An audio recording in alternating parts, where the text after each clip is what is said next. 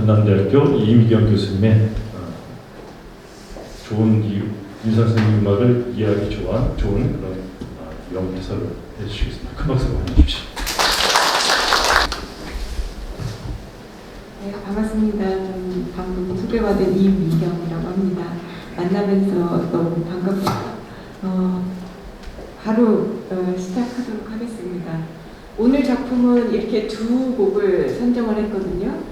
그쪽에 첼로 협주곡하고 에필로그 두 작품인데 두 작품은 사실 하나는 정기적 경기를 다루고 있는 자서전적인 작품이다. 위에 첼로 협주곡은 그렇게 알려져 있고, 에필로그는 작곡가가 정말 그 마지막에 쓴 곡이기 때문에 아마 노 작곡가가 인생에 대한 성찰과 회고 이런 것들이 이 작품 안에 들어있지 않을까 싶은 생각이 들거든요. 저희는 이 두 곡 간에 어떤 연결성이 있지 않나 싶어서 이 두 곡을 선정했습니다.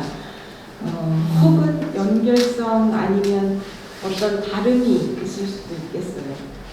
그 두 곡 간에 어떤 다름이나 연결성이 있을지 그거가 오늘 감상회의 키포인트가 되겠습니다. 이걸 염두에 두시면서 한번 들어보시면 어떨까 싶습니다. 네, 먼저 첼로 협주곡인데요. 첼로 협주곡은 지금 여기 화면에 있는 지그프리드 팔렘이라고 하는 첼리스트를 떼놓고는 설명하기가 어려울 정도입니다. 이분은 윤희상 선생님 처음에 유럽에 데뷔하실 때 일곱 악기를 위한 음악이라는 곡으로 독일의 담슈타트에서 현대음악제에서 초연을 했는데, 그때 초연 당시 첼로를 맡았던 첼리스트였습니다. 그때 이후로 계속 가깝게 지내다가 선생이 그 한국으로 갑자기 납치돼 오면서 그때부터 이제 그 직접 나서서 유럽에서 기자회견도 열고 그다음에 학생 데모 활동에도 참여해서 규명 활동을 위해서 애써주고 아주 고마운 친구입니다.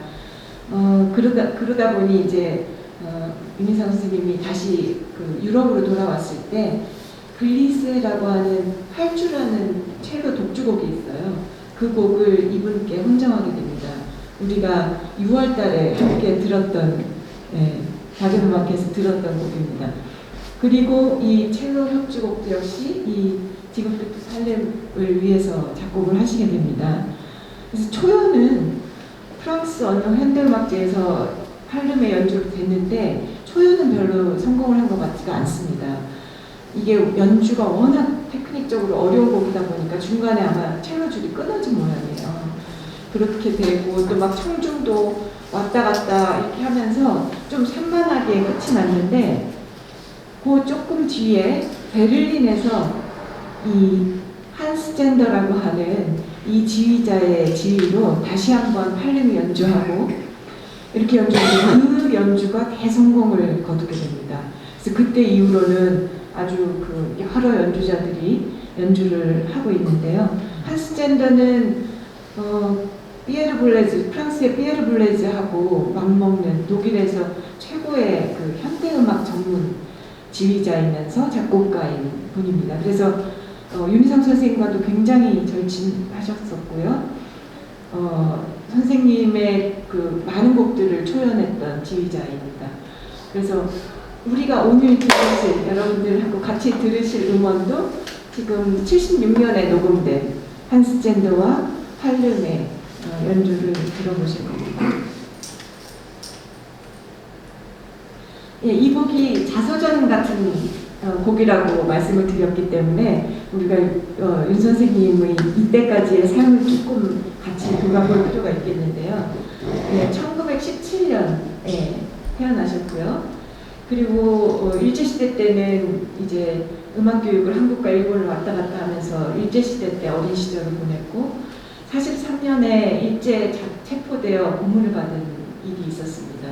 그리고 해방 이후에는 통영여자고등학교 외 여러 학교에서 음악교사로 재직하시다가 50년에 이제 부인신 이수자 여사를 같이 학교에서 만나게 되고요. 그리고 서울 뭐 여러 곳에서 작곡가로 활동하시다가 56년에 유럽으로 유학을 떠나게 됩니다. 그리고 66년에 예약이 초연이 되면서 이게 굉장한 성공을 거두게 되면서 세계적인 작곡가로 우뚝 서는 순간이었는데 그 다음에 갑자기 한국으로 납치가 되셨고 2년 동안 아주 큰 고초를 겪으셨죠. 그리고는 우여곡절 끝에 다시 독일로 오시게 돼서 서베르네 음대 교수 이러면서 작곡가로 활동하던 끝 1975년에 이제 이 작품이 나오게 되는 것입니다. 그래서 그때까지 이 윤희상 선생님이 자신의 작품에 대해서 직접 말씀하신 요 그 작곡가로서의 고민을 한번 같이 보겠습니다. 내가 1950년대 말에 유럽 현대음악계에 처음 등장하였을 때 세계의 작곡계는 한창 전통의 파괴와 극도의 추상성의 추구와 개성의 부인 그리고 기법의 고도의 지능화로 말하자면 무한한 전위적 태도와 음의 계산화가 한창이었다. 거기에는 감성, 민족성, 인간성 따위의 용어들은 배척되고 음악 속에서도 그것들을 찾기 힘들었다. 나는 우선 작곡가로서의 나의 자리를 얻기 위해서 12음 기법으로 작품을 썼으나 나의 모국의 전통에서 귀중한 음악적 요소를 찾아 조심스럽게 작품을 써나갔다. 말하자면 처음 작곡가로서 유럽에 데뷔하는 입장에서 사실 그 당시에 주류 작곡계의 주류 경향을 벗어나서 곡을 쓰기는 무시하고 곡을 쓰기는 굉장히 어려웠을 겁니다. 그래서 처음에는 거기에 합류하면서 그러나 선생님은 이제 우리 한국 음악의 어떤 독특한 그런 한국적 음색과 음향 이것들을 그 현대음악적 기법에 녹아내면서 지난번에 우리 예약을 들을 때 같이 말씀을 나눴던 중심음 기법이라고 하는 새로운 작곡 기법을 창조해내면서 자신만의 독특한 작품 세계를 만들어갔습니다. 그러나 예술가는 누구나 한 번 도달한 영역에 그대로 머무를 수는 없다. 이리하여 나의 음악이 우리 민족 속에 오래 흘러오는 선적인 미를 탐구한 지 약 15년 만인 1975년경부터 나는 나의 정신상에 오래 맺혀있던 인간성의 탐구로 전진했다. 나는 그때 서유럽의 어느 작곡가보다도 앞장서서 그 작업을 시작하였다. 이때부터 1975년부터 작품의 변화가 오기 시작합니다.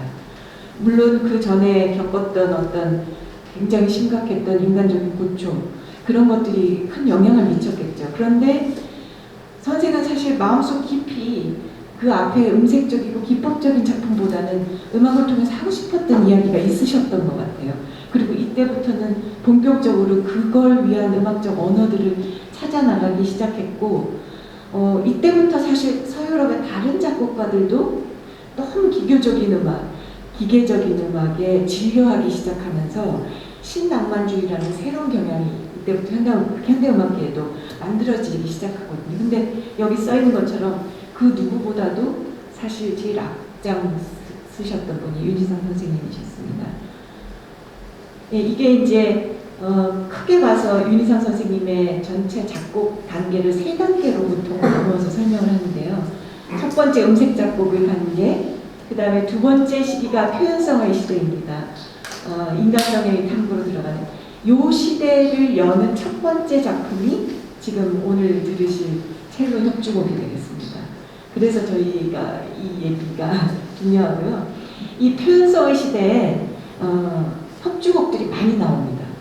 플루트 협주곡, 뭐 클라리넷 협주곡, 이중 협주곡 뭐 이런 곡들이 다 쏟아져 나오는데 이 협주곡들이 다 대부분 우리나라 전래동화의 바탕을 둔 그런 이야기를 가진 곡들이 되다 보니 자연히 그전처럼 막 음색 기법적인 고민이 아니라 이 이야기를 어떻게 음악 안에 구체적으로 표현할지 여기에 대한 고민이 집중되시면서 그러면서 표현적인 언어들이 윤희상 선생님 특유의 표현적 언어들이 만들어지는 시기가 이때라고 할 수 있습니다.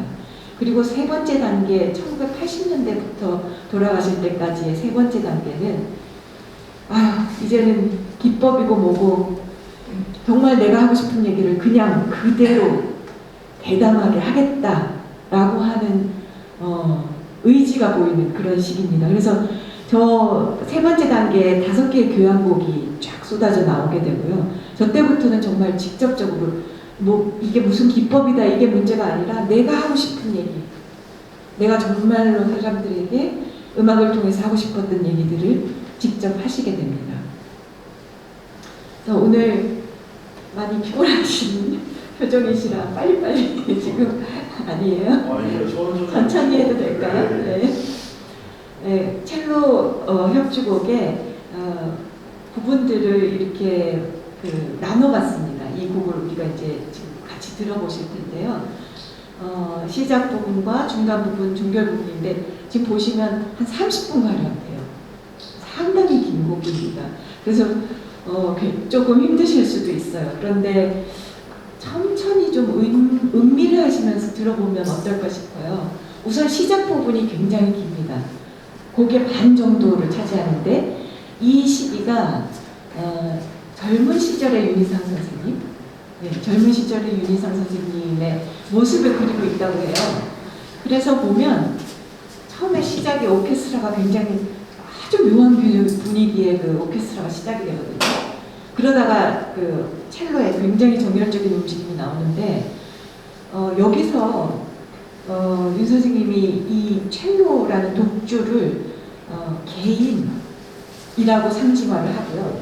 그 다음에 오케스트라를 개인을 둘러싸고 있는 사회, 무슨 환경 이런 것으로 상징화를 하셨습니다. 그래서 이 첼로가 젊은 첼로가 막 뭔가 솟구치면서 무언가를 도전적으로 뭔가를 해보려고 하면 이 오케스트라가 어떤 때는 위협적으로 어떤 때는 어루만지면서 이렇게 등장하는 대화의 장면들이 있습니다. 그거를 한번 주의 깊게 들어보시면 재미있을 거라고 생각됩니다. 그리고 굳이 사실 윤희상 선생님 자서전이라고 해서 윤 선생님만을 꼭 생각할 필요가 없이 사실 여기에 나오는 개인은 우리 모두이기도 하거든요. 나이기도 하거든요. 내가 사회랑 어떤 관계를 맺고 살고 있는지, 나는 이 사회에 어떤 존재로 지금 들어가 있는지 이런 질문들에 대한 고민을 하게 만드는 그런 곡이라고 생각이 됩니다.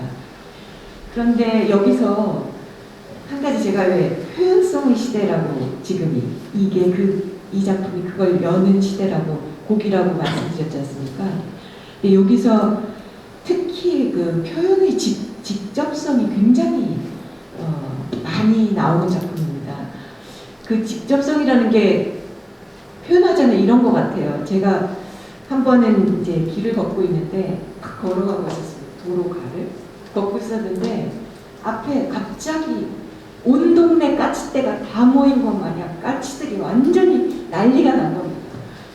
깍깍깍깍 소리도 너무 소름이 끼칠 정도여서 제가 진짜 닭살이 돋을 정도였거든요. 그리고 막 온 까치들이 막 날아올랐다가 솟구쳤다가 난리가 났습니다. 무슨 일이 벌어진 거지? 무슨 끔찍한 일이 벌어졌나 보다 이런 생각을 하고 한 발짝 한 발짝 내딛는데 금방 답을 알게 됐습니다. 까치 한 마리가 죽어 있는 겁니다. 거기. 그래서 제가 그때 나랑 까치랑 이렇게 말이 통하나? 소통이 됐네. 적어도 이게 걔네들의 어비 까치인지 아니면 여동생 까치인지는 모르겠으나 적어도 끔찍한 일이 일어났다. 그걸 내가 알려야 되겠다 하는 그 정도의 굉장히 직접적인 소통은 일어났던 것 같습니다. 근데 제가 이 작품을 들으면서 그리고 윤희상 선생님의 광주의 영혼이를 그때 들을 때도 한번 드렸던 말씀인 것 같은데 표현의 직접성, 그러니까 사운드가 만들어내는 우리 몸에 확 피부에 그냥 와닿는 직접적인 터치가 있습니다. 그거를 이 곡을 들으시면서 한번 느껴보시면 참 좋을 것 같다는 생각이 듭니다. 어떤 때는 오케스트라가 막 목을 조르는 것 같을 때가 있고 위협을 할 때가 있고 또 어떤 때는 우리를 어루만지는 것 같은 소리가 나올 때도 있습니다. 또 어떤 때는 첼로가 너무 외로움에 막 울부짖는 것 같을 때가 있고 어떤 때는 다 내려놓고 그냥 종교적으로 승화하는 것 같은 그런 소리가 나올 때가 있거든요. 그 소리들의 흐름을 한번 잘 따라가면서 들으시면 그러면서 시작 부분과 그 다음에 중간 부분에 첼로에 긴 독백이 나오는데 그때 이제 목탁 소리가 이렇게 들리게 돼요. 그러면 아 중간 부분 시작이구나 이렇게 짐작하시면 됩니다. 그리고 마지막에 종결 부분은 굉장히 길진 않아서 굉장히 짧아요. 근데 여기가 아주 기가 막힙니다. 이 부분이. 종결 부분이 다시 처음으로 돌아간 듯이 첼로에 굉장히 기계에 찬 굉장히 격한 그 제스처들이 나오거든요. 그런데 잘 들어보시면 아, 이 사회와 이 첼로가 지금 융화를 이루고 있는가 하는 것에 질문이 딱 던져질 겁니다. 아마 비슷하게 느끼실 거예요. 그러면서 계속 그 질문은 진행이 되고 곡의 마지막에 첼로가 G샵 오늘 계속 오르락 내리락 하면서 터치를 해요. 그런데 A를 결국은 못 올라갑니다. 그리고 그 G샵에서 왔다 갔다 하면서 G샵을 하는데 제일 마지막에 트럼펫이 A음을 살짝 소리를 내면서 곡이 끝나요. 그런데 A음은 윤희상 음악에서 해방을 상징하는 음이거든요. 결국 그 해방은 인간은 못 오르고 트럼펫은 그 신적인 계시를 상징하는 악기예요. 윤희상 음악에서. 그 트럼펫이 A를 살짝 울려주면서 곡이 끝나는 너무 여운이 많이 남는 그런 곡입니다. 그래서 그 의미를 생각하다 보면 결국 인간의 한계를 말하는 건가? 막 이런 질문도 들고 여러 가지 생각을 하게 하는 그런 작품입니다. 이 작품을 같이 한번 들어보시겠습니다.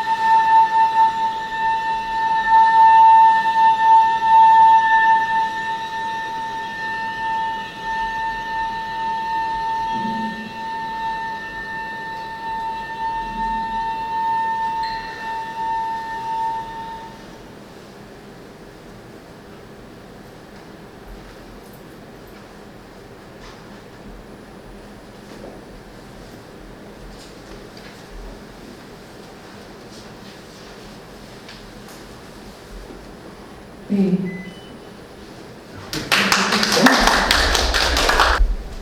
친절한 음악은 아닙니다. 예, 근데 물론 진짜 저희 마음을 굉장히 어루만져주는 음악들이 있죠. 뭐 엘가의 사랑의 인사라든지 이런 음악 들으면 진짜 가슴이 녹죠. 그런데 왜 사람 중에도 굉장히 친절한 말투로 친절한 사람이 있는가 하면 되게 무뚝뚝한데 진국인 사람도 있잖아요. 윤희상 선생님 작품은 약간 후자 쪽인 것 같은 느낌이 듭니다. 제가 선생님의 글을 읽다가 되게 인상 깊었던 글이 저거거든요. 나는 한 번도 가벼운 마음으로 작품을 한 적이 없습니다. 가벼운 마음으로. 작곡가들 중에도 정말 항상 5선보만 딱 놓으면 진지한 문제들을 음악에 담고 싶어 했던 작곡가들이 있습니다. 모든 작곡가가 그런 건 아닙니다만 예를 들면 베토벤, 바그너 이런 작곡가들은 정말 음악으로 철학을 하고 싶어 했죠. 윤희상 선생님도 일종의 그런 분에 속한다고 생각을 합니다. 평생 하시고 싶었던 말씀이 나의 작품들에서 시종 흐르는 것은 정의와 평화 정신입니다. 이 말씀을 하셨거든요. 그래서 마지막 저희가 왜 창작시기 중에 세 단계 중에서 세 단계째, 세 번째 단계째는 정말 본격적으로 하시고 싶으신 얘기를 음악 안에 다 쏟아내셨던 것 같아요. 그 대표적인 곡이 이제 5개의 교향곡인데 5개의 교향곡의 주제들을 보시면 1번 핵의 위협에 대한 경고와 호소, 2번 세계가 주는 인상, 역경에 관련된 3번 철학적 도교 사상이 담겨 있는 교향곡이고요. 4번 암흑 속에서 노래하다. 이거는 지구상의 폭력과 전쟁 속에서 신음하고 있는 제3세계 여성들을 위한 노래입니다. 5번은 넬리 장스 씨에 의한 교향곡으로 평화를 주제로 하고 있고요. 지금 보시다시피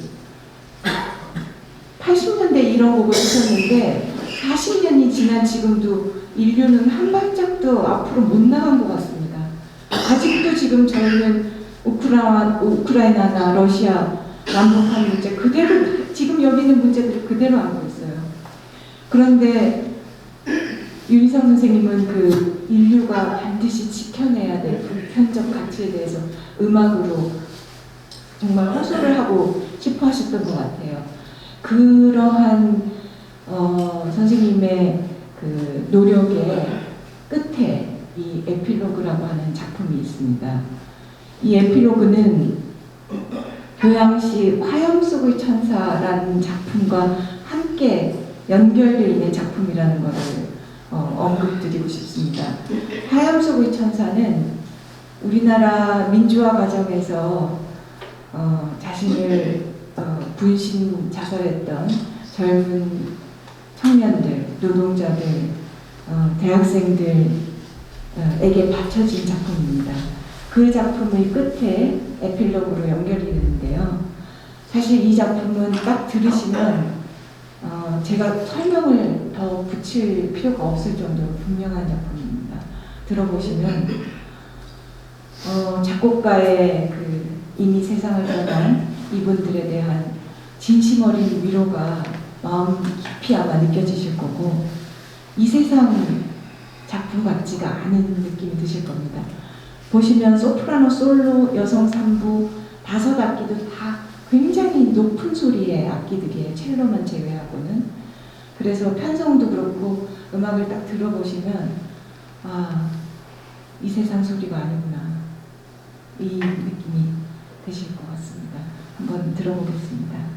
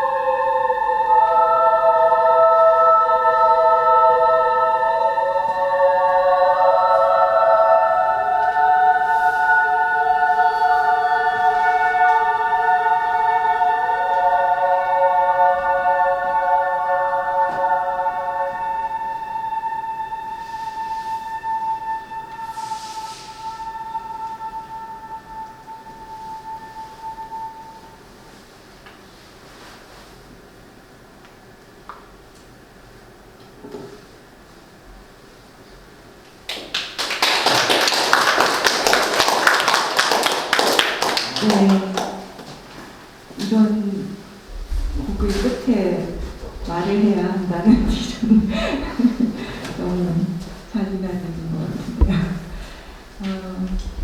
그 곡을 이제 감상을 하셨을 때 제가 제일 처음에 드렸던 질문 기억하세요?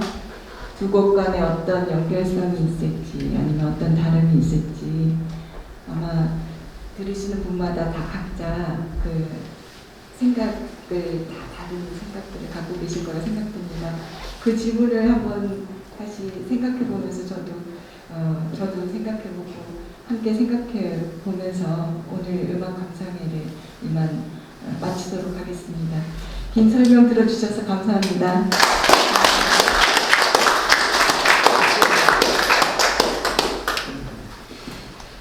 이상 선생님 음악이 정말 좀 약간 이해하기 힘들지만 정말 저도 음악 해설을 하지만 이렇게 윤상 선생님의 음악을 잘 해설해 주시는 분은 제가 정말 처음 봤습니다. 우리 임경 교수님 다시 한번 큰 박수 부탁드립니다.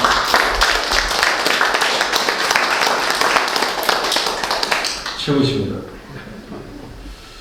자, 오늘 우리 한길사 김원호 대표님 이야기도 너무 좋았고 오늘 해설도 너무 좋았고 오늘 마무리하는 우리 신계륜 위상 평화재단 부사장님의 말씀이 있습니다. 박수 부탁드립니다. 진짜 마지막 곡은 천상의 선율과 같지 않나요? 뭔가 모르겠지만 우리 영혼을 뒤에 흔들고 가는데 어디로 가는지 잘 모르겠어요. 말씀처럼 누구나 느끼는 것이 다를 수 있겠지만 정말 설명을 잘 들었습니다. 너무나 안내를 잘 해주었는데도 불구하고 저희 음악적 수양이 부족해서 제대로 이해하고 있나 이거 잘 모르겠다 생각하는데 실은 내 마음대로 들으면 되지 않을까요? 내 마음속의 느낌이 바로 진실이라고 생각합니다. 또 한 곳으로 해석될 수 없는 게 음악 아닐까 싶기도 하고요. 오늘 그 자리를 마련하는데 애써주신 신동일 작가 저기 계시고 신동일 작가님께 요즘 뭐 페이스북 보니까 혼자 많이 작곡을 하시고 어린이 뭐 관련해서 여러 가지 공연도 하시고 사람들 많이 모으시는데 또 여기까지 저 유이사기란 이사로 일하면서 애써주시니까 정말 저로서 몸둘 바를 모르겠습니다. 그래도 현존한 우리나라의 몇 안 되는 작곡가 중에 한 분이 신동일 작곡가이신데 저희 재단을 위해서 애써주시고 계십니다. 그리고 김영훈 씨는 저보다 키도 크고 젊고 잘생겼는데요. 그래도 하여튼 끊임없이 와서 저희들한테 도움을 주시고 있고 아마 다음번 차례는 더 좋은 자리로 마련될 수 있지 않을까 싶어집니다. 원래 라라점터가 좋은 자리였는데 더 좋은 데로 옮기는 과정에 좀 장소에 좀 변경이 생겨서 장소에 좀 협소하고 좀 그렇지만 너무나 좋은 음악을 들었기 때문에 위로를 받으면 좋겠습니다. 그리고 우리 김원호 선배님은 제가 70년대 중반에 대학을 들어갔을 때 막 동아일보에서 해직돼가지고 제 기억에는 처음 시작한 곳이 성북구 쪽이 아니었나요? 여러 번 하다가 처음? 예, 그런 거 아니었어요? 여러 그러셨군요. 워낙 이제 뭐 지금 사진전을 하시는 것으로 알고 있는데 그것도 바쁜데 이렇게 와주셔서 감사합니다. 사진전은 언제까지 하시나요? 내달 초까지. 내달 초까지요. 시간 되신 분들은 회의에 가서 한길사 사진전 한번 구경하시면 어떨까 싶어집니다. 저도 한번 가보겠습니다. 그리고 이병희 사님 모셨는데 이병희 사님도 아주 너무나 고생하셨습니다. 혹시 같이 오신 분 중에 소개하실 분 있나요? 저희 그 장가수 저희 이제 같이 활동자들이 계신데 고문을 계시죠. 잠깐 나오세요. 뭐 형이 오셨으니 한 말씀 해주셔도 괜찮아요. 예, 반갑습니다. 장가수 의원도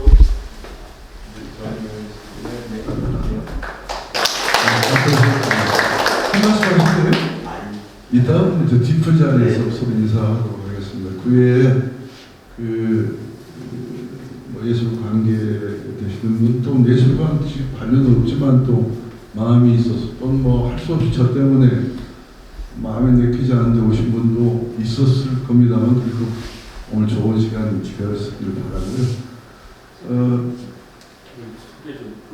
죄송합니다. 공지도 있습니다. 예, 장관님 나오십시오. 예. 장관님 나오십시오. 제가 따로 소개하려고 그랬는데 소개하라고 해서 좀 먼저 소개하겠습니다. 한 말씀만. 갑자기 나와서 반갑습니다. 유철호고요. 뭐 반가운 우리 이변희 사나 강병수 씨하고도 같이 일을 한 적이 있고 우선 공지부터 제가 좀 하나 알려드릴 게 있어서 제가 사이트에 들어가도 없는데 오는 25일 베를린 유니상 하우스에서 오후 3시 그 피아노 리사이틀이 열립니다. 그 한국 시간으로는 밤 11시가 될 겁니다. 예, 유니상 그 하우스. 기왕 말씀하셨으니까 아까 제가 한일사 초창기에 만든 유니상 관련 책을 읽고 관심을 갖게 됐었습니다. 이렇게 만나뵙게 돼서 반갑습니다. 아쉬운 거는 말씀하신 내용이 뭐 이사장님 계십니다만은 20여 년 전에 우리 유니상 평화재단 만드실 때 초창기의 모습하고 크게 발전하지 않은 것 같아서 제가 무척 속상하기도 하고 아쉽고요. 저는 유니상 탄생 100주년 때 아르테 TV에서 다큐멘터리 3부작 제작하고 그리고 프랑스, 러시아, 독일 음악가들을 모셔다가 여제에 대해서 음악회도 하고 그리고 여러 가지 뭐 그때 우리 신동일 작곡가님 도와주셨습니다만은 베를린 유니상 하우스에 지하 그 수영장이 좀 개조된 거를 리뉴얼 해가지고 지금 음악홀로 쓸 수 있도록 그렇게 후원을 받은 적이 있습니다. 왜 제 말씀드리냐면 그런 노력들이 다 연결돼가지고 발전이 됐으면 좋겠는데 그렇게 다 끊어지는 것 같아요. 그게 너무 안타깝습니다. 그런 취지에서 꾸준히 하고 있는 사람들이 보이지 않게 다 하고 있다는 것을 알려드리고 싶어서 말씀드렸습니다. 감사합니다. 베를린 유니상하우스는 며칠 나간다고요? 9월 25일 오후 3시요. 제가 주인인데 저도 모르고 있는 겁니다. 감사합니다. 예, 내일 모레네요. 내일 오후 3시. 그것도 한번 저희가 잘 보도록 하겠습니다. 그 저 뒤에 장기철 수리천 이사장님 모시는데 그래서 좀 인사 좀 하시죠. 반갑습니다. 장기철입니다. 이경 교수님 명예설 잘 들었습니다. 끝났어요? 예. 좋습니다. 저기 시간이 조금 됐습니다. 1시간 40, 50분 된 것 같은데 좀 길었습니다. 유니상 평화제는 되게 어려운 길을 겪었습니다. 사실 제가 창립 멤버인데요. 창립 이후에 잘 나갈 때도 있었지만 정권이 바뀌면서 굉장히 수단을 벌여왔고 정말 수도세를 못 낼 정도로 부족한 세월을 한 8년을 지났습니다. 그리고 이제 겨우 다시 이제 회복해가는 과정이 있기 때문에 여러 가지로 뭐 내적 동력도 많이 부족해졌고 또 옛날보다 다른 환경도 조성되었지만 그러나 새로운 정치 환경 우리에게 나쁘지 않다고 생각합니다. 실은 뭐 남북관계 많은 일들 저희가 제안하고 있는데 처음부터 다 거짓말을 하고 있습니다. 실현이 하나도 안 되거든요. 최근에 또 다른 작업을 통해서 올 가을 중대한 제안을 베를린을 통해서 또 직접 해서 그게 이루어지면 참 좋겠습니다. 근데 이루어질 가능성이 있다고 말할 수도 없고 없다고 말할 수도 없는 남북관계에서 저희야말로 이럴 때 남북관계가 막혀있을 때 희망이 없을 때 음악을 통해서 남과 북이 하나가 될 수 있는 계기를 마련하자고 하는 것이 얼마나 소중합니까? 우리가 아니면 누가 하겠습니까? 이렇게 생각을 하는데 그런 꿈이 조금씩 이루어질 수 있을 거라고 생각합니다. 참석해주셔서 감사하고요. 뒷풀이 잠시 꼭 가시기 바라겠습니다. 고맙습니다.